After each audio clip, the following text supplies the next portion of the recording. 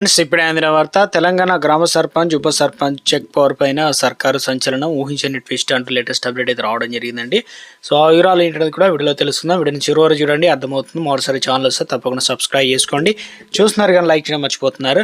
వెంటనే లైక్ చేయండి. వివరాలకు అయితే వెళ్ళిపోదామండి. తెలంగాణ రాష్ట్రంలో గ్రామ సర్పంచ్, వార్డ్ మెంబర్ ఎలక్షన్లు అయితే కంప్లీట్ కావడం జరిగింది. అయితే గ్రామ పంచాయతీ, సర్పంచ్, ఉప సర్పంచ్లకు సంబంధించి అత్యంత కీలకం, చాలా ఇంపార్టెంట్.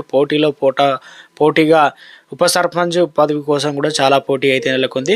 అంటే జాయింట్ చెక్ పవర్ను రాష్ట్ర ప్రభుత్వం అప్పగించింది. ఈ మేరకు సోమవారం రాష్ట్ర Panchayati Raj and rural employment director doctor G Srijana ఉత్తర్వులు అయితే జారీ చేశారు. 2019 జూన్ 17న అప్పటి నుంచి ప్రభుత్వం గ్రామ పంచాయతీ నిధులకు సంబంధించి సర్పంచ్, ఉప సర్పంచ్లకు సంబంధించి జాయింట్ చెక్ పవర్ను అయితే ఇచ్చింది.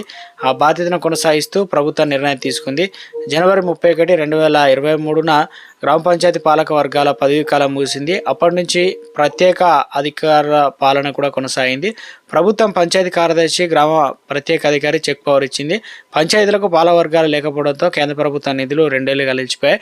దీంతో గ్రామాల అభివృద్ధి పూర్తిగా పడకయ్యేగా కనీసం మౌలిక సదుపాయాలు కల్పనకు ప్రత్యేక అధికారులు నిధులు లేక ఇబ్బందులు పడ్డారు. ప్రజా సమస్యలు పట్టించుకోలేని పరిస్థితులు ఏర్పడింది.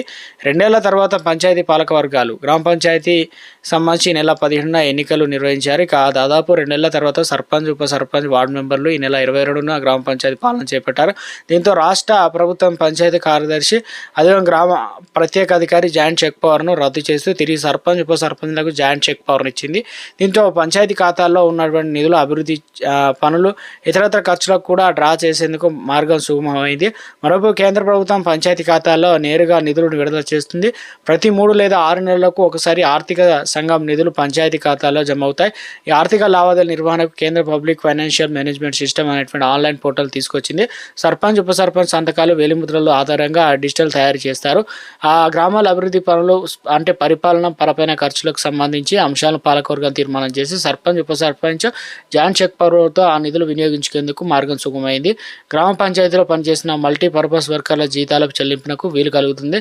2 ఏళ్ల గ్రామాల్లో నెలకొన్న సమస్యలకు జాయింట్ చెక్ పవర్ చెక్ పడే అవకాశాలు అయితే ఉన్నాయి.